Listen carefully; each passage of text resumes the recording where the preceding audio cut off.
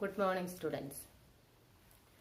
കഴിഞ്ഞ ക്ലാസ്സിൽ നമ്മൾ ബിസിനസ് എൻവയോൺമെൻറ്റ് എന്താണെന്ന് പഠിച്ചു. അതായത് ബിസിനസ് എൻവയോൺമെൻറ്റ് എന്താണെന്നും അതിൻ്റെ ഫീച്ചേഴ്സ് എന്തൊക്കെയാണെന്നും അതിൻ്റെ ഇമ്പോർട്ടൻസ് എന്തൊക്കെയാണെന്നും നമ്മൾ പഠിച്ചു കഴിഞ്ഞു. ഇനി ഈ ക്ലാസ്സിൽ നമ്മൾ പഠിക്കാൻ പോകുന്നത് ബിസിനസ് എൻവയോൺമെൻറ്റിൻ്റെ ഡയമെൻഷൻസ് അല്ലെങ്കിൽ ഫാക്ടേഴ്സ് ആണ്. Factors or dimensions of business environment. ഒരു ബിസിനസ് എൻവയോൺമെൻറ്റിനെ നേരിട്ടോ അല്ലാതെയോ സ്വാധീനിക്കുന്ന സാമ്പത്തിക, സാമൂഹിക, രാഷ്ട്രീയ, നിയമ, സാങ്കേതിക പരിതസ്ഥിതികളാണ് ബിസിനസ് എൻവയോൺമെൻറ്റിൻ്റെ ഘടകങ്ങളെന്ന് പറയുന്നത്. ഇപ്പോൾ ബിസിനസ് എൻവയോൺമെൻറ്റിൻ്റെ ഫാക്ടേഴ്സ് അല്ലെങ്കിൽ ഡയമെൻഷൻസ് എന്ന് പറയുന്നത് ഏതൊക്കെയാണ്? ഒന്ന്, എക്കണോമിക് എൻവയോൺമെൻറ്റ്, അതായത് സാമ്പത്തിക പരിതസ്ഥിതി. രണ്ട്, സോഷ്യൽ എൻവയോൺമെൻറ്റ്, സാമൂഹിക പരിതസ്ഥിതി. മൂന്ന്, പൊളിറ്റിക്കൽ എൻവയോൺമെൻറ്റ്, രാഷ്ട്രീയപരമായ പരിതസ്ഥിതി. നാല്, ലീഗൽ എൻവയോൺമെൻറ്റ്, നിയമപരമായിട്ടുള്ള പരിതസ്ഥിതി. അഞ്ച്, ടെക്നോളജിക്കൽ എൻവയോൺമെൻറ്റ്, സാങ്കേതികപരമായ പരിതസ്ഥിതി. അപ്പോൾ നമുക്ക് ഇതിനെ ഓരോന്നിനെക്കുറിച്ചും വിശദമായിട്ടൊന്ന് പഠിക്കാം. അപ്പോൾ ഒന്നാമത്തത് economic environment. The economic environment of a business is the sum total of the number of factors such as economy of the country, rate of inflation, changes in income of the people, interest rate, stock market indices, profit earning rate, rate of employment, rate of taxation, rate of industrial growth, exchange rate, etc. അതായത് ഒരു business സ്ഥാപനം നിലനിൽക്കുന്ന രാജ്യത്തിൻ്റെ സാമ്പത്തിക ഘടന, നാണയപ്പെരുപ്പ നിരക്ക്, ആളുകളുടെ വരുമാനത്തിലുണ്ടാകുന്ന മാറ്റങ്ങൾ, പലിശ നിരക്ക്, മൂലധന വിപണിയിലെ മാറ്റങ്ങൾ, കമ്പനിയുടെ ലാഭനിരക്ക്, തൊഴിൽ നിരക്ക്, വ്യവസായ വളർച്ചാ നിരക്ക്, വിനിമയ നിരക്ക് എന്നിവയെല്ലാം ചേർന്നതാണ് ആ ബിസിനസിന്റെ സാമ്പത്തിക പരിതസ്ഥിതി. അപ്പോൾ എന്തൊക്കെയാണ് ഒരു ബിസിനസിന്റെ സാമ്പത്തിക പരിതസ്ഥിതിയിൽ ഉൾപ്പെടുന്നത്? ഒരു രാജ്യത്തിന്റെ സാമ്പത്തിക ഘടന വരും, അവിടുത്തെ നാണയപ്പെരുപ്പത്തിന്റെ നിരക്കുണ്ടാകും, ആളുകളുടെ വരുമാനത്തിലുണ്ടാകുന്ന മാറ്റങ്ങൾ, പലിശ നിരക്കിലുണ്ടാകുന്ന മാറ്റങ്ങൾ, മൂലധന വിപണിയിലുണ്ടാകുന്ന മാറ്റങ്ങൾ, അതുപോലെ തന്നെ കമ്പനിയുടെ ലാഭനിരക്ക്, തൊഴിൽ നിരക്ക്, വ്യവസായ വളർച്ചാ നിരക്ക്, വിനിമയ നിരക്ക് എന്നിവയെല്ലാം ഉൾപ്പെടുന്നതാണ് ആ ബിസിനസിന്റെ സാമ്പത്തിക പരിതസ്ഥിതി. പരിതസ്ഥിതികളിൽ വെച്ച് ഏറ്റവും വേഗത്തിൽ മാറ്റം വരുന്നതും ബിസിനസിനെ നേരിട്ട് ബാധിക്കുന്നതുമാണ് സാമ്പത്തിക പരിതസ്ഥിതി. രണ്ട്, സോഷ്യൽ എൻവയോൺമെന്റ്, സാമൂഹിക പരിതസ്ഥിതി. Social environment of the business include social factors like general lifestyle of the society, beliefs, values, customs and traditions, rate of literacy, population, caste religion setup, consumption rate, attitude towards changing style, society's expectations from business, etc.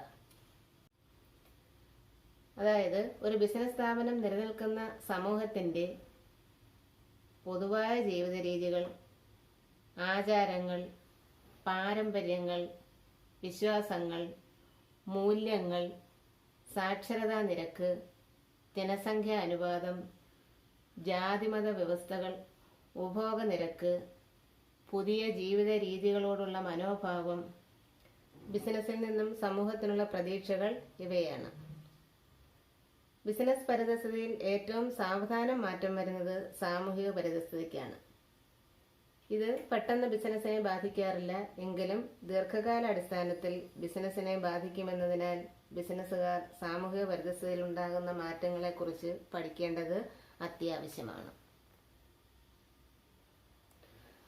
അപ്പോൾ എന്തൊക്കെയാണ് social എൻവയോൺമെന്റിനകത്ത് ഉൾപ്പെടുന്നത്?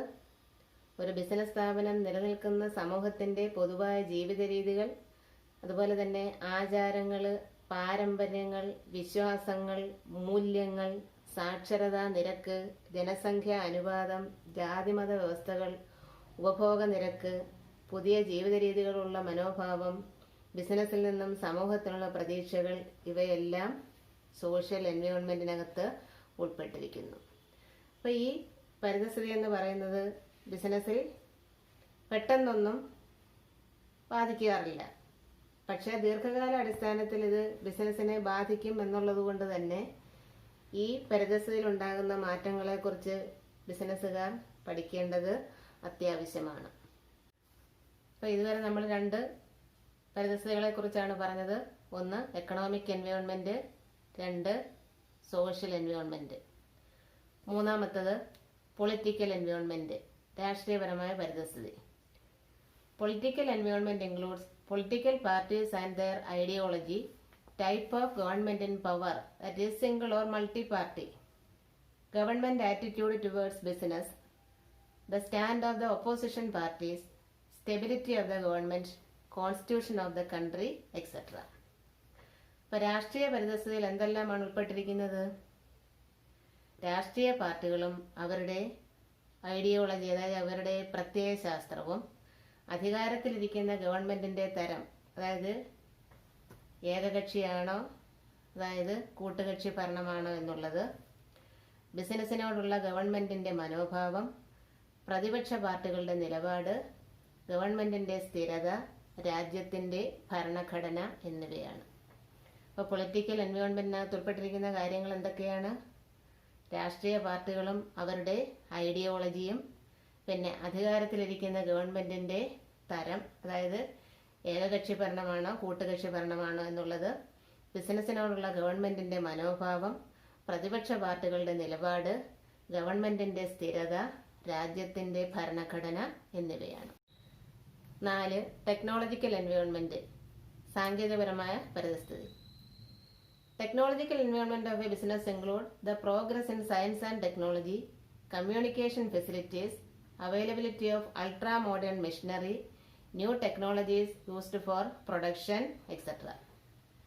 അതായത് സാങ്കേതികപരമായ പരിതസ്ഥിതിയിൽ ഉൾപ്പെട്ടിരിക്കുന്ന കാര്യങ്ങളെന്ന് പറയുന്നത് രാജ്യത്തിൻ്റെ ശാസ്ത്ര സാങ്കേതികപരമായ വളർച്ച, വാർത്താവിനിമയ സൗകര്യങ്ങൾ, അതുപോലെ അത്യാധുനിക യന്ത്രങ്ങളുടെ ലഭ്യത, നിർമ്മാണ പ്രവർത്തനങ്ങളിലെ പുതിയ സാങ്കേതിക വിദ്യകൾ എന്നിവയാണ്. അപ്പോൾ എന്തൊക്കെയാണ് ടെക്നോളജിക്കൽ എൻവയോൺമെന്റിനകത്ത് ഉൾപ്പെടുന്നത്? ഒരു രാജ്യത്തിൻ്റെ ശാസ്ത്രീയപരമായും സാങ്കേതികപരമായിട്ടുമുള്ള വളർച്ച, വാർത്താവിനിമയത്തിനുള്ള സൗകര്യങ്ങൾ, അതുപോലെ അത്യാധുനിക യന്ത്രങ്ങളുടെ ലഭ്യത, നിർമ്മാണ പ്രവർത്തനങ്ങളിൽ ഉപയോഗിക്കുന്ന പുതിയ സാങ്കേതിക വിദ്യകൾ എന്നിവയാണ്. അപ്പം നമ്മൾ 4 പരിതസ്ഥിതികളെക്കുറിച്ചാണ് പഠിച്ചത്. 1 economic environment, 2 social environment, 3 political environment, 4 technological environment. ഇനി 5-മത്തത്, അതായത് ലാസ്റ്റ് വൺ, ലീഗൽ എൻവയോൺമെൻറ്റ്, നിയമപരമായിട്ടുള്ള പരിതസ്ഥിതികൾ. എന്തൊക്കെയാണ് ലീഗൽ എൻവയോൺമെന്റിനകത്ത് ഉൾപ്പെട്ടിരിക്കുന്നത്? Legal environment includes various legislations passed by the government, administrative orders issued by the government authorities, court judgements as well as the decisions rendered by various commissions and agencies. അപ്പം legal എൻവയോൺമെന്റിനകത്ത് ഉൾപ്പെട്ടിരിക്കുന്നത് എന്തൊക്കെയാണ്? സർക്കാർ പുറപ്പെടുവിച്ച ഭരണപരമായ ഉത്തരവുകൾ, കോടതി ഓർഡറുകൾ, കേന്ദ്ര സർക്കാരിൻ്റെ അല്ലെങ്കിൽ സംസ്ഥാന സർക്കാരിൻ്റെ അല്ലെങ്കിൽ പ്രാദേശിക തലത്തിലെ പല കമ്മീഷനുകളും ഏജൻസികളും എടുക്കുന്ന തീരുമാനങ്ങളും അതുപോലെ തന്നെ നിയമപരിതസ്ഥിതിയിൽ ഉൾപ്പെടുന്നു. ഇപ്പോൾ ലീഗൽ എൻവയോൺമെന്റിനകത്ത് എന്തെല്ലാമാണ് ഉൾപ്പെട്ടിരിക്കുന്നത്? സർക്കാർ പുറപ്പെടുവിച്ച ഭരണപരമായ ഉത്തരവുകൾ, അതുപോലെ തന്നെ കോടതി ഓർഡറുകൾ, കേന്ദ്ര സർക്കാരിൻ്റെ അല്ലെങ്കിൽ സംസ്ഥാന സർക്കാരിൻ്റെ അല്ലെങ്കിൽ പ്രാദേശിക തലങ്ങളിലെ പല കമ്മീഷനുകളും ഏജൻസികളും എടുക്കുന്ന തീരുമാനങ്ങളും നിയമപരിതസ്ഥിതിയിൽ ഉൾപ്പെടുന്നു. ഓരോ ബിസിനസ് സ്ഥാപനവും നിലനിൽക്കുന്ന രാജ്യത്തിൻ്റെ നിയമങ്ങൾ അനുസരിക്കേണ്ടതാണ്. അതിനാൽ സർക്കാർ പുറപ്പെടുവിക്കുന്ന ചട്ടങ്ങളെയും നിയന്ത്രണങ്ങളെയും കുറിച്ചുള്ള അറിവ് ബിസിനസിൻ്റെ സുഗമമായിട്ടുള്ള നടത്തിപ്പിന് അത്യാവശ്യമാണ്. അപ്പോൾ എന്തൊക്കെയാണ് ലീഗൽ എൻവയോൺമെന്റിനകത്ത് ഉൾപ്പെട്ടിരിക്കുന്നത്? സർക്കാർ പുറപ്പെടുവിച്ചിരിക്കുന്ന ഭരണപരമായിട്ടുള്ള ഉത്തരവുകൾ, അതുപോലെ തന്നെ കോടതിയിൽ നിന്നുള്ള ഓർഡറുകൾ, കേന്ദ്ര സർക്കാരിൻ്റെയോ സംസ്ഥാന സർക്കാരിൻ്റെയോ അല്ലെങ്കിൽ പ്രാദേശിക തലങ്ങളിലുള്ള പല കമ്മീഷനുകളും ഏജൻസികളും എടുക്കുന്ന തീരുമാനങ്ങളും നിയമപരമായിട്ടുള്ള പരിതസ്ഥിതിയിൽ ഉൾപ്പെടുന്നു. ഇനി ലീഗൽ എൻവയോൺമെന്റിന്റെ കമ്പോണൻസ് എന്തൊക്കെയാണെന്ന് നോക്കാം. Essential commodities act 1955, companies act 1956, industries act 1951, factories act 1948, consumer protection act 1986, trade unions act 1926, standard of weight and measures act 1969, income tax act 1961, industrial disputes act, minimum wages act, sales tax act, workers compensation act എന്നിവയാണ്. ഇപ്പോൾ legal എൻവയോൺമെന്റിനകത്ത് ഉൾപ്പെട്ടിരിക്കുന്നത് എന്തൊക്കെയാണ്? Essential commodities act 1955, companies act 1956, industries act 1951, factories act 1948, consumer protection act 1986, trade unions act 1926, standard of weights and measures act 1969, income tax act 1961, industrial disputes act, minimum wages act, sales tax act, workers compensation act etcetera. അപ്പോൾ ഇതുവരെ നമ്മൾ പറഞ്ഞത് business എൻവയോൺമെന്റിന്റെ elements അല്ലെങ്കിൽ factors ആണ്. അപ്പോൾ ഏതൊക്കെയാണ് business എൻവയോൺമെന്റിന്റെ elements എന്ന് പറയുന്നത്, അല്ലെങ്കിൽ ഫാക്ടേഴ്സ് അല്ലെങ്കിൽ ഡയമെൻഷൻസ് എന്ന് പറയുന്നത്? 1 economic environment, 2 social environment, 3 political environment, 4 technological environment, 5 legal environment. ഇനി അടുത്തതായി നമുക്ക് പഠിക്കാനുള്ളത് എക്കണോമിക് എൻവയോൺമെന്റ് ഇൻ ഇന്ത്യ, ഇന്ത്യയിലെ സാമ്പത്തിക പരിതസ്ഥിതി. 1991 വരെയും ഇന്ത്യയിൽ സോഷ്യലിസ്റ്റ് നയങ്ങളാണ് പിന്തുടർന്നിരുന്നത്. അക്കാലത്ത് ബിസിനസ് ആരംഭിക്കുന്നതിന് പല നിയന്ത്രണങ്ങൾ ഏർപ്പെടുത്തിയിരുന്നു. അതുപോലെ തന്നെ ലൈസൻസും പെർമിറ്റും കോട്ടാ സമ്പ്രദായവും എല്ലാം ഏർപ്പെടുത്തിയിരുന്നു. 1991 വരെയും ഒരു സ്വകാര്യ കമ്പനിക്ക് ബിസിനസ്സിൽ 100 കോടിയിലധികം ഇൻവെസ്റ്റ് ചെയ്യുവാൻ അനുവാദമില്ലായിരുന്നു. അന്ന് പൊതുമേഖലാ സ്ഥാപനങ്ങൾക്കാണ് ഗവൺമെന്റ് കൂടുതൽ പ്രാധാന്യം നൽകിയിരുന്നത്. 1991 നരസിംഹറാവു ഗവൺമെന്റിന്റെ ധനകാര്യമന്ത്രിയായിരുന്ന ഡോക്ടർ മൻമോഹൻ സിംഗ് ആണ് പഴയ സോഷ്യലിസ്റ്റ് നയം എടുത്തു മാറ്റിയിട്ട് പുതിയ സാമ്പത്തിക നയം നിലവിൽ കൊണ്ടുവന്നത്. സമ്പന്നരായിട്ടുള്ള ആളുകൾ ബിസിനസ് ആരംഭിക്കുമ്പോൾ പാവപ്പെട്ടവർക്ക് കൂടുതൽ തൊഴിലവസരങ്ങൾ ലഭിക്കുകയും അങ്ങനെ ക്രമേണ പാവപ്പെട്ടവരും പണക്കാരനായി മാറും എന്നുള്ള തിരിച്ചറിവാണ് ഇങ്ങനെ ഒരു നയം കൊണ്ടുവരാൻ കാരണമായത്. ഇതിനായി ബിസിനസ് ആരംഭിക്കുന്നതിന് വേണ്ടി നിലവിലുണ്ടായിരുന്ന എല്ലാ നിയന്ത്രണങ്ങളും എടുത്തു കളയുകയും LPG നിലവിൽ കൊണ്ടുവരികയും ചെയ്തു. അതായത് LPG എന്ന് പറഞ്ഞാൽ liberalisation, privatisation and globalisation.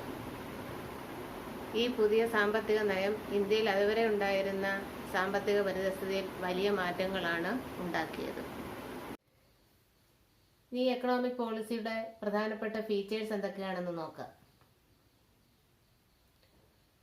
1. The government reduced the number of industries under compulsory licensing to 6. അതായത് സർക്കാർ നിർബന്ധിത ലൈസൻസിങ്ങിന് കീഴിലുള്ള വ്യവസായങ്ങളുടെ എണ്ണം 6 ആയിട്ട് കുറച്ചു. 2. The role of the public sector was limited only to 4 industries of strategic importance. പൊതുമേഖലയുടെ പങ്ക് തന്ത്രപരമായ പ്രാധാന്യമുള്ള 4 വ്യവസായങ്ങളിൽ മാത്രം പരിമിതപ്പെടുത്തി. 3. Disinvestment was carried out in case of many public sector industrial enterprises. പല പൊതുമേഖലാ സ്ഥാപനങ്ങളുടെയും ഓഹരി വിറ്റഴിക്കൽ നടത്തി. 4. Policy towards foreign capital was liberalized. 100% foreign direct investment was permitted. വിദേശ മൂലധനത്തോടുള്ള നയം ഉദാരവൽക്കരിക്കുകയും വിദേശത്തിന്റെ ഇക്വിറ്റി വർദ്ധിപ്പിക്കുകയും അതുപോലെ തന്നെ പല പ്രവർത്തനങ്ങളിലും 100% നേരിട്ടുള്ള വിദേശ നിക്ഷേപം അനുവദിക്കുകയും ചെയ്തു. 5. Foreign investment promotion board was set up to promote and channelise foreign investment in India. ഇന്ത്യയിലെ വിദേശ നിക്ഷേപം പ്രോത്സാഹിപ്പിക്കുന്നതിനായി വിദേശ നിക്ഷേപ പ്രൊമോഷൻ ബോർഡ് രൂപീകരിച്ചു. അപ്പോൾ എന്തൊക്കെയാണ് ഇതിൻ്റെ ഫീച്ചേഴ്സ്? 1. സർക്കാർ നിർബന്ധിത ലൈസൻസിങ്ങിന് കീഴിലുള്ള വ്യവസായങ്ങളുടെ എണ്ണം എത്രയായിട്ട് കുറച്ചു? 6 കുറച്ചു. 2. പൊതുമേഖലാ സ്ഥാപനങ്ങളുടെ പങ്ക് ഇവിടെ മാത്രമായിട്ട് പരിമിതപ്പെടുത്തി. തന്ത്രപരമായ പ്രാധാന്യമുള്ള, അതായത് സ്ട്രാറ്റജിക് ഇമ്പോർട്ടൻസ് ആയിട്ടുള്ള 4 വ്യവസായങ്ങളിൽ മാത്രമായിട്ട് പരിമിതപ്പെടുത്തി. 3. പല പൊതുമേഖലാ സ്ഥാപനങ്ങളുടെയും ഓഹരി വിറ്റഴിക്കൽ നടത്തി. 4. വിദേശ മൂലധനത്തോടുള്ള നയം ഉദാരവൽക്കരിക്കുകയും വിദേശത്തിന്റെ ഇക്വിറ്റി വർദ്ധിപ്പിക്കുകയും പല പ്രവർത്തനങ്ങളിലും 100% നേരിട്ടുള്ള വിദേശ നിക്ഷേപം, അതായത് ഫോറിൻ ഡയറക്റ്റ് ഇൻവെസ്റ്റ്മെന്റ് അനുവദിക്കുകയും ചെയ്തു. 5. ഇന്ത്യയിലെ വിദേശ നിക്ഷേപം പ്രോത്സാഹിപ്പിക്കുന്നതിനായി വിദേശ നിക്ഷേപ പ്രൊമോഷൻ ബോർഡ് രൂപീകരിച്ചു. ഈ പുതിയ സാമ്പത്തിക നയത്തെ നമുക്ക് 3 തിരിക്കാം: ലിബറലൈസേഷൻ, പ്രൈവറ്റൈസേഷൻ ആൻഡ് ഗ്ലോബലൈസേഷൻ. അതായത് LPG, ലിബറലൈസേഷൻ ഉദാരവൽക്കരണം, പ്രൈവറ്റൈസേഷൻ സ്വകാര്യവൽക്കരണം, ഗ്ലോബലൈസേഷൻ ആഗോളവൽക്കരണം. ഇനി ഇതിനെക്കുറിച്ച് ഓരോന്നിനെക്കുറിച്ച് നമുക്ക് ഒന്ന് നോക്കാം. ഇനി ലിബറലൈസേഷൻ എന്താണെന്ന് നോക്കാം. Making the business system free from licence, permit and quota is called liberalisation. എന്താണ് ലിബറലൈസേഷൻ എന്ന് പറയുന്നത്? അതായത് ഉദാരവൽക്കരണം എന്ന് പറയുന്നത് ബിസിനസ് സമ്പ്രദായത്തിൽ ഏർപ്പെടുത്തിയിരുന്ന ലൈസൻസ്, പെർമിറ്റ്, കോട്ട മുതലായ നിയന്ത്രണങ്ങൾ എടുത്തുമാറ്റി സമ്പദ് വ്യവസ്ഥയെ നിയന്ത്രണത്തിൽ നിന്നും ഒഴിവാക്കുന്നതിനാണ് ലിബറലൈസേഷൻ അല്ലെങ്കിൽ ഉദാരവൽക്കരണം എന്ന് പറയുന്നത്. അപ്പോൾ എന്താണ് liberalisation? Making the business system free from licence, permit and quota is called liberalisation. Business സമ്പ്രദായത്തിൽ ഏർപ്പെടുത്തിയിരുന്ന ലൈസൻസ്, പെർമിറ്റ്, കോട്ട മുതലായവ നിയന്ത്രണങ്ങൾ എടുത്തുമാറ്റി സമ്പദ് വ്യവസ്ഥയെ നിയന്ത്രണത്തിൽ നിന്നും ഒഴിവാക്കുന്നതിനാണ് ലിബറലൈസേഷൻ എന്ന് പറയുന്നത്. ഇനി രണ്ടാമത്തത് പ്രൈവറ്റൈസേഷൻ, സ്വകാര്യവൽക്കരണം. എന്താണ് സ്വകാര്യവൽക്കരണം എന്ന് പറയുന്നത്? Privatization refers to giving a greater role to the private sector and reducing the role of public sector in the business field. അതായത് പൊതുമേഖലാ സ്ഥാപനങ്ങൾ മാത്രമുണ്ടായിരുന്ന മേഖലകൾ സ്വകാര്യ സംരംഭകർക്കായി തുറന്നു നൽകുന്നതും പൊതുമേഖലാ സംരംഭങ്ങളിൽ സ്വകാര്യ പങ്കാളിത്തം അനുവദിക്കുന്നതിനുമാണ് സ്വകാര്യവൽക്കരണം അല്ലെങ്കിൽ പ്രൈവറ്റൈസേഷൻ എന്ന് പറയുന്നത്. ഒന്നുകൂടെ പറയാം. പൊതുമേഖലാ സ്ഥാപനങ്ങൾ മാത്രമുണ്ടായിരുന്ന മേഖലകൾ ആർക്ക് വേണ്ടി തുറന്നു നൽകുന്നു? സ്വകാര്യ മേഖലകൾക്കായി തുറന്നു നൽകുകയും പൊതുമേഖലാ സംരംഭങ്ങളിൽ ആരുടെ പങ്കാളിത്തം അനുവദിക്കുന്നു? സ്വകാര്യ മേഖലകളുടെ പങ്കാളിത്തം അനുവദിക്കുന്നതിനുമാണ് സ്വകാര്യവൽക്കരണമെന്ന് പറയുന്നത്. ഇനി മൂന്നാമത്തത് ഗ്ലോബലൈസേഷൻ, ആഗോളവൽക്കരണം. എന്താണ് ഗ്ലോബലൈസേഷൻ എന്ന് പറയുന്നത്? Linking the economy of a country to the other economies of the world is called globalisation. It enables the free flow of capital, materials and job opportunities between the countries. അതായത് ഒരു രാജ്യത്തെ സമ്പദ് വ്യവസ്ഥയെ ലോകത്തിലെ മറ്റെല്ലാ സമ്പദ് വ്യവസ്ഥകളുമായി സംയോജിപ്പിക്കുന്നതിനാണ് ആഗോളവൽക്കരണം എന്ന് പറയുന്നത്, അതായത് ഗ്ലോബലൈസേഷൻ എന്ന് പറയുന്നത്. അപ്പൊ എന്താണ് ഗ്ലോബലൈസേഷൻ എന്ന് പറയുന്നത്? ഒരു രാജ്യത്തെ എക്കണോമിയെ, സമ്പദ് വ്യവസ്ഥയെ ഏതുമായിട്ട് ബന്ധിപ്പിക്കുന്നു? ലോകത്തിലെ മറ്റുള്ള എല്ലാ സമ്പദ് വ്യവസ്ഥകളുമായി യോജിപ്പിക്കുന്നതിനാണ് ആഗോളവൽക്കരണം എന്ന് പറയുന്നത്. ഇതുകൊണ്ടുള്ള ഗുണം എന്താണ്? ഗ്ലോബലൈസേഷൻ വഴി എല്ലാ രാജ്യത്തെയും മൂലധനവും സാധനങ്ങളും തൊഴിലവസരങ്ങളും ഇഷ്ടാനുസരണം അങ്ങോട്ടും ഇങ്ങോട്ടും ഒഴുകുന്ന ഒരു അവസ്ഥ ഉണ്ടായി. അതായത് നമ്മുടെ രാജ്യത്തു നിന്നും വിദേശ രാജ്യങ്ങളിലേക്കും വിദേശ രാജ്യങ്ങളിൽ നിന്ന് നമ്മുടെ രാജ്യത്തേക്കും മൂലധനവും അതുപോലെ തന്നെ സാധനങ്ങളും തൊഴിലവസരങ്ങളും എല്ലാം ഒഴുകുന്ന ഒരവസ്ഥ ഏതിൽ കൂടെ ഉണ്ടായി? ഗ്ലോബലൈസേഷനിൽ കൂടി ഉണ്ടായി. അപ്പം പുതിയ സാമ്പത്തിക നയത്തിന് 3 കാര്യങ്ങളാണുള്ളത്. 1 ലിബറലൈസേഷൻ, 2 പ്രൈവറ്റൈസേഷൻ, 3 ഗ്ലോബലൈസേഷൻ. ഇതിൻ്റെ ഷോർട്ട് ഫോമാണ് LPG എന്ന് പറയുന്നത്. Liberalisation, privatisation and globalisation. ഉദാരവൽക്കരണം, സ്വകാര്യവൽക്കരണം, അതുപോലെ തന്നെ ആഗോളവൽക്കരണം. ഇനി അടുത്തതായി നമുക്ക് പഠിക്കാനുള്ളത് ഡിമോണിറ്റൈസേഷൻ, നോട്ട് നിരോധനം. ഇന്ത്യൻ സമ്പദ് വ്യവസ്ഥയെ ശക്തമായ രീതിയിൽ സ്വാധീനിച്ചുകൊണ്ട് 2016 നവംബർ 8 നമ്മുടെ പ്രധാനമന്ത്രി ശ്രീ നരേന്ദ്രമോദിയാണ് ഡിമോണിറ്റൈസേഷൻ അനൗൺസ് ചെയ്തത്. അതായത് 500-ന്റെയും 1000-ന്റെയും നോട്ടുകൾ നിരോധിക്കുകയും പുതിയ 500-ന്റെയും 2000-ന്റെയും നോട്ടുകൾ ഇറക്കുകയും ചെയ്തു. ഇതോടുകൂടി രാജ്യത്തെ 86% പണവും അസാധുവായി. പണം പിൻവലിക്കുന്നതിന് ധാരാളം നിയന്ത്രണങ്ങൾ ഏർപ്പെടുത്തുകയും ചെയ്തു. പണം പിൻവലിക്കുന്നതിനുള്ള നിയന്ത്രണങ്ങളോടൊപ്പം തന്നെ അസാധുവായ പണം ജനങ്ങൾ ബാങ്കിൽ നിക്ഷേപിക്കേണ്ടതായിട്ടും വന്നു. ഇതിൻ്റെ പ്രധാനപ്പെട്ട ലക്ഷ്യമെന്ന് പറയുന്നത് അഴിമതിയെ തടയുക, അതുപോലെ തന്നെ കള്ളപ്പണം, കള്ളനോട്ട് എന്നിവ നിരോധിക്കുകയായിരുന്നു. അപ്പോൾ ഈ പണം മാറിയെടുക്കാനായിട്ട് ഡിസംബർ 12 വരെ സർക്കാർ നമുക്ക് സമയം നൽകി. ഈ പണം ഉപയോഗിച്ച് നമുക്ക് ടാക്സ് അടയ്ക്കാനും അതുപോലെ തന്നെ ബില്ലുകൾ പേയ്മെൻറ്റ് നടത്താനും ഒക്കെ ഉപയോഗിക്കാനുള്ള അവസരം അന്ന് വരെ ഗവൺമെൻറ് നൽകുകയും ചെയ്തു. ഇനി നമുക്ക് ഈ ഡിമോണിറ്റൈസേഷൻ്റെ ഇമ്പാക്റ്റ് എന്തൊക്കെയാണെന്ന് നോക്കാം. അതായത് ഡിമോണിറ്റൈസേഷൻ നടപ്പിലാക്കിയതുകൊണ്ടുണ്ടാകുന്ന പ്രത്യാഘാതങ്ങൾ എന്തൊക്കെയായിരുന്നു. 1 ഡിക്ലൈൻ ഇൻ ക്യാഷ് ട്രാൻസാക്ഷൻ, അതായത് പണമിടപാടുകളിൽ കുറവ് വന്നു. 2 ബാങ്ക് ഡെപ്പോസിറ്റ് ഇൻക്രീസ്ഡ്, ബാങ്കിലെ നിക്ഷേപം വർദ്ധിച്ചു. 3 ഇൻക്രീസ് ഇൻ ഫൈനാൻഷ്യൽ സേവിങ്സ് വർദ്ധിച്ചു. 4 ഡിക്ലൈൻഡ് പ്രൈവറ്റ് വെൽത്ത്, സ്വകാര്യ സമ്പത്ത് ഇല്ലാതായി. 5 റിയൽ എസ്റ്റേറ്റ് പ്രൈസസ് ഡിക്ലൈൻഡ്, വസ്തുക്കളുടെ വില കുറയാൻ തുടങ്ങി. 6 digital transaction among new users increased, അതായത് പുതിയ ഉപഭോക്താക്കൾക്കിടയിൽ ഡിജിറ്റൽ ട്രാൻസാക്ഷൻസ് വർദ്ധിച്ചു. 7 increase in income tax collection വർദ്ധിച്ചു, ആദായ നികുതി പിരിവ് വർദ്ധിച്ചു. അപ്പോൾ എന്തൊക്കെയാണ് ഡിമോണിറ്റൈസേഷൻ്റെ ഇമ്പാക്ട്സ് എന്ന് പറയുന്നത്. 1 ഡിക്ലൈൻ ഇൻ മണി ട്രാൻസാക്ഷൻ, പണമിടപാടുകളിൽ കുറവ് വന്നു. 2 ബാങ്ക് ഡെപ്പോസിറ്റ് ഇൻക്രീസ്ഡ്, ബാങ്കിലെ നിക്ഷേപം വർദ്ധിച്ചു. 3 ഇൻക്രീസ് ഇൻ ഫൈനാൻഷ്യൽ ഓരോരുത്തരുടെയും സേവിങ്സ് വർദ്ധിച്ചു. 4 ഡിക്ലൈൻഡ് പ്രൈവറ്റ് വെൽത്ത്, സ്വകാര്യ സമ്പത്ത് ഇല്ലാതായി. 5 റിയൽ എസ്റ്റേറ്റ് പ്രൈസ് ഡിക്ലൈൻഡ്, വസ്തുക്കളുടെ വില കുറയാൻ തുടങ്ങി.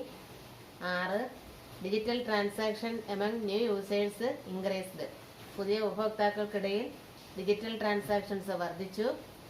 7 increase in income tax collection വർദ്ധിച്ചു.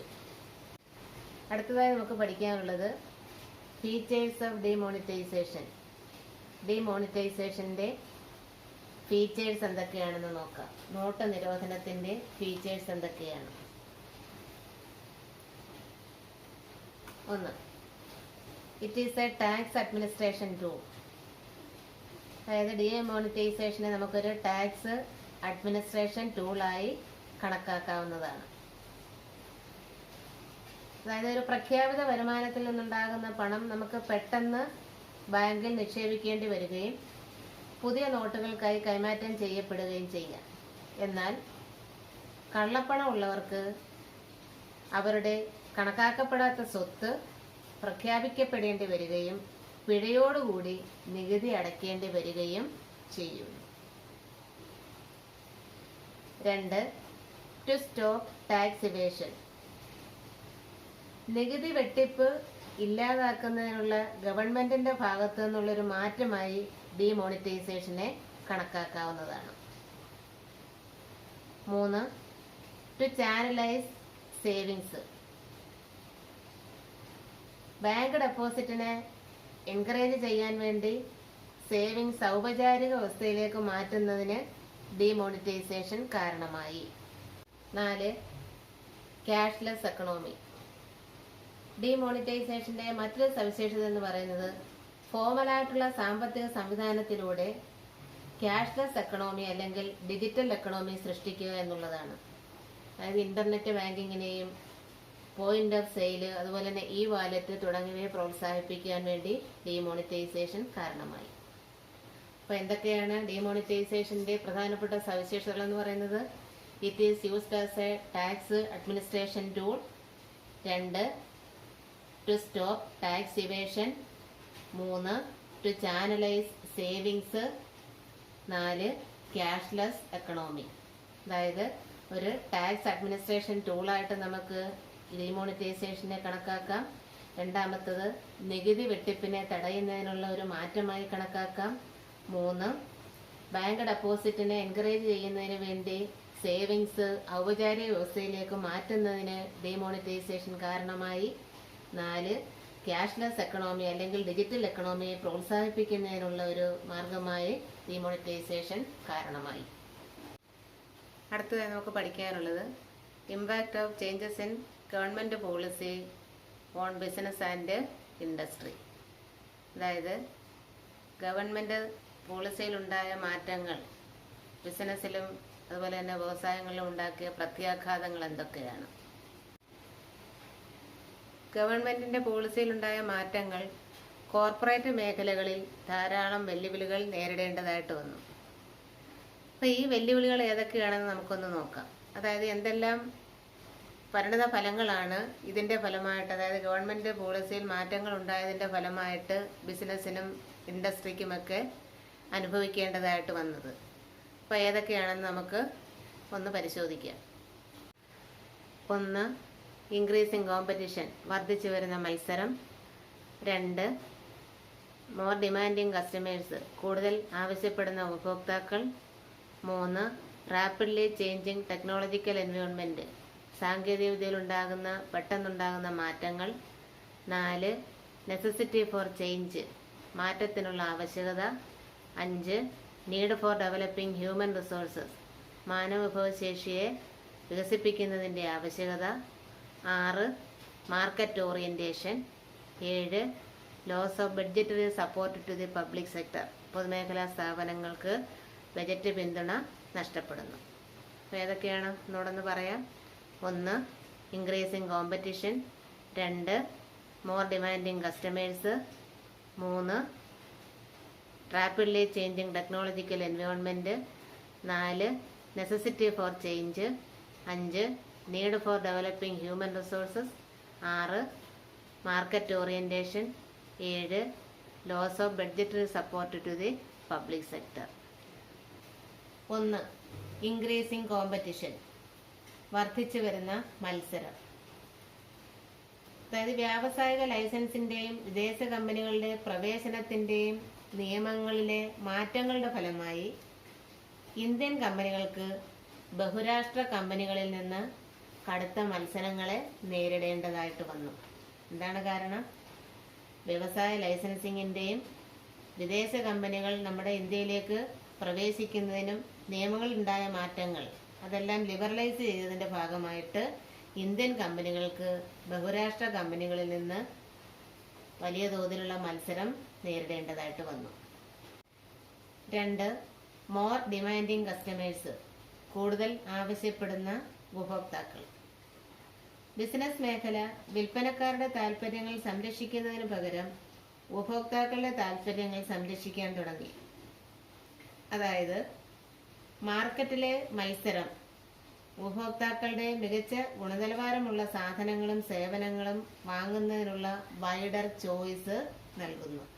മാർക്കറ്റിൽ മത്സരം നിലനിൽക്കുന്നത് കൊണ്ട് ഉപഭോക്താക്കൾക്ക് അവർക്ക് ഇഷ്ടമുള്ള ഗുണമേന്മയുള്ള സാധനങ്ങളും സേവനങ്ങളും ലഭ്യമാക്കുന്നതിന് വേണ്ടി ഉള്ള ഒരു വൈഡർ ചോയ്സ് ഏതിൽ കൂടെ നൽകുന്നു? ഈ ഗവൺമെന്റ് പോളിസിയിൽ കൂടി നൽകുന്നു. 3.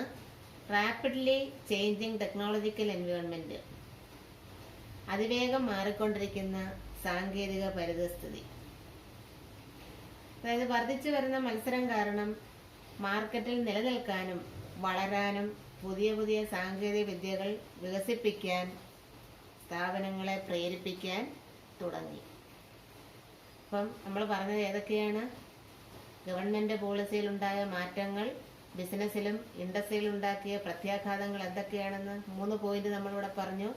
ഒന്ന്, ഇൻക്രീസിങ് കോമ്പറ്റീഷൻ, വർദ്ധിച്ചു വരുന്ന മത്സരം. അതായത് വ്യാവസായിക ലൈസൻസിന്റെയും വിദേശ കമ്പനികളുടെ ഇന്ത്യയിലേക്കുള്ള പ്രവേശനത്തിന്റെയും നിയമങ്ങളിലുണ്ടായ മാറ്റങ്ങളുടെ ഫലമായി ഇന്ത്യൻ കമ്പനികൾക്ക് ബഹുരാഷ്ട്ര കമ്പനികളിൽ നിന്ന് കടുത്ത മത്സരങ്ങളെ നേരിടേണ്ടതായിട്ട് വന്നു. 2, മോർ ഡിമാൻഡിങ് കസ്റ്റമേഴ്സ്, കൂടുതൽ ആവശ്യപ്പെടുന്ന ഉപഭോക്താക്കൾ. ബിസിനസ് മേഖല വിൽപ്പനക്കാരുടെ താൽപ്പര്യങ്ങൾ സംരക്ഷിക്കുന്നതിന് പകരം ഉപഭോക്താക്കളുടെ താൽപ്പര്യങ്ങൾ സംരക്ഷിക്കാൻ തുടങ്ങി. അതായത് മാർക്കറ്റിലെ മത്സരം കാരണം ഉപഭോക്താക്കളുടെ മികച്ച ഗുണനിലവാരമുള്ള സാധനങ്ങളും സേവനങ്ങളും വാങ്ങുന്നതിന് വേണ്ടിയുള്ള വൈഡർ ചോയ്സ് നൽകുന്നു. 3, റാപ്പിഡ്ലി ചേഞ്ചിങ് ടെക്നോളജിക്കൽ എൻവയോൺമെന്റ്, സാങ്കേതിക പരിസ്ഥിതിയിൽ അതിവേഗം മാറിക്കൊണ്ടിരിക്കുന്നു. അതായത് സാങ്കേതിക പരിസ്ഥിതിയിൽ ഉണ്ടാകുന്ന മാറ്റങ്ങൾ. വർദ്ധിച്ചു വരുന്ന മത്സരം കാരണം മാർക്കറ്റിൽ നിലനിൽക്കാനും വളരാനും പുതിയ പുതിയ സാങ്കേതിക വിദ്യകൾ വികസിപ്പിക്കാൻ സ്ഥാപനങ്ങളെ പ്രേരിപ്പിക്കാൻ തുടങ്ങി. 4, നെസസിറ്റി ഫോർ ചേഞ്ച്, മാറ്റത്തിനുള്ള ആവശ്യകത. 1991 ശേഷം, അതായത് LPG നിലവിൽ വന്നതിന് ശേഷം മാർക്കറ്റ് വളരെ പ്രക്ഷുബ്ധമായി തീരുകയും അതിന്റെ ഫലമായി സ്ഥാപനങ്ങൾ അവരുടെ പ്രവർത്തനങ്ങൾ തുടർച്ചയായി പരിഷ്കരിക്കേണ്ടി വരികയും ചെയ്തു. ഇനി 5, need for developing human resource, മാനവ വിഭവശേഷി വർദ്ധിപ്പിക്കേണ്ടതിന്റെ ആവശ്യകത. മാർക്കറ്റിലെ പുതിയ അവസ്ഥകൾ അനുസരിച്ച് മാർക്കറ്റിൽ പിടിച്ചു നിൽക്കണമെന്നുണ്ടെങ്കിൽ കൂടുതൽ കഴിവും പ്രതിബദ്ധതയുമുള്ള ആളുകൾ ആവശ്യമാണ്. അതിനാൽ ഹ്യൂമൻ റിസോഴ്സിനെ വികസിപ്പിക്കേണ്ടത് അത്യാവശ്യമായി വന്നു. ഇനി 6, മാർക്കറ്റ് ഓറിയന്റേഷൻ. മുമ്പ് സ്ഥാപനങ്ങൾ ആദ്യം ഉൽപാദനം നടത്തുകയും പിന്നീട് മാർക്കറ്റിൽ പോവുകയുമായിരുന്നു ചെയ്തിരുന്നത്. അന്ന് അവർക്ക് ഉൽപാദനത്തെ ആസ്പദമാക്കിയിട്ടുള്ള വിപണന പ്രവർത്തനങ്ങളാണ് ഉണ്ടായിരുന്നത്. എന്നാൽ ഇപ്പോൾ അതിവേഗം മാറിക്കൊണ്ടിരിക്കുന്ന ലോകത്ത് കമ്പനികൾ ആദ്യം മാർക്കറ്റിനെ കുറിച്ച് പഠിക്കുകയും അതിനെക്കുറിച്ച് വിശകലനം ചെയ്യുകയും അതനുസരിച്ച് സാധനങ്ങൾ ഉൽപ്പാദിപ്പിക്കുകയും ചെയ്യേണ്ടി വരുന്നു. അപ്പോൾ അവിടെ മാർക്കറ്റ് ഓറിയന്റേഷനിലേക്ക് ഒരു മാറ്റം ആവശ്യമായിട്ട് വന്നിരിക്കുന്നു. ഇനി last 1, loss of budgetary support to the public sector. പൊതുമേഖലാ സ്ഥാപനങ്ങൾക്ക് ബജറ്റ് പിന്തുണ നഷ്ടപ്പെടുന്നു. പൊതുമേഖലയ്ക്ക് ധനസഹായം നൽകുന്നതിന് വേണ്ടി കേന്ദ്ര സർക്കാർ ബജറ്റിൽ വകയിരുത്തുന്ന തുക വർഷങ്ങളായി കുറഞ്ഞു വരുന്നു. അങ്ങനെ നിലനിൽപ്പിനും വളർച്ചയ്ക്കും കൂടുതൽ കാര്യക്ഷമമാകണമെന്നും ആവശ്യത്തിനായി സ്വന്തം വിഭവങ്ങൾ സൃഷ്ടിക്കണമെന്നും പൊതുമേഖലാ സ്ഥാപനങ്ങൾ മനസ്സിലാക്കി. അപ്പോൾ എന്തൊക്കെയാണ് ഗവൺമെന്റ് നയത്തിലെ മാറ്റങ്ങൾ ബിസിനസ്സിനും വ്യവസായ മേഖലകളിലും ഉണ്ടാക്കിയ പ്രത്യാഘാതങ്ങൾ? 1, ഇൻക്രീസിംഗ് കോമ്പറ്റീഷൻ, വർദ്ധിച്ചു വരുന്ന മത്സരം. 2, മോർ ഡിമാൻഡിങ് കസ്റ്റമേഴ്സ്, കൂടുതൽ ആവശ്യപ്പെടുന്ന ഉപഭോക്താക്കൾ. 3, റാപ്പിഡ്ലി ചേഞ്ചിങ് ടെക്നോളജിക്കൽ എൻവയോൺമെന്റ്, സാങ്കേതിക പരിസ്ഥിതിയിലെ പെട്ടെന്നുണ്ടാകുന്ന മാറ്റങ്ങൾ. 4, നെസസിറ്റി ഫോർ ചേഞ്ച്, മാറ്റത്തിനുള്ള ആവശ്യകത. 5, need for developing human resources, മാനവ വിഭവശേഷി വികസിപ്പിക്കേണ്ടതിന്റെ ആവശ്യകത. 6, market orientation. 7, loss of budgetary support to the public sector, പൊതുമേഖലാ സ്ഥാപനങ്ങൾക്ക് ബജറ്റ് പിന്തുണ നഷ്ടപ്പെടുന്നു. അപ്പോൾ ഇന്ന് നമ്മളിവിടെ പഠിച്ചത് എന്തൊക്കെയാണ്? ഡയമെൻഷൻസ് ഓഫ് ബിസിനസ് എൻവയോൺമെന്റ്, അതുപോലെ തന്നെ demonetisation, economic policy of India, അതുപോലെ impact of government policy changes on business and industry. അപ്പം ഇതോടുകൂടി ഈ ചാപ്റ്റർ ഇവിടെ തീരുകയാണ്. ഇതിൻ്റെ നോട്ട്സ് ഞാൻ കുറച്ച് അയച്ചു തന്നിട്ടുണ്ട്, ബാക്കി ഞാൻ വാട്സപ്പിൽ അയക്കുന്നുണ്ട്. എല്ലാവരും ആ നോട്ട്സ് എഴുതിയിട്ട് എനിക്കത് അയച്ചു തരണം. എല്ലാവരും നല്ല രീതിയിൽ പഠിക്കുക.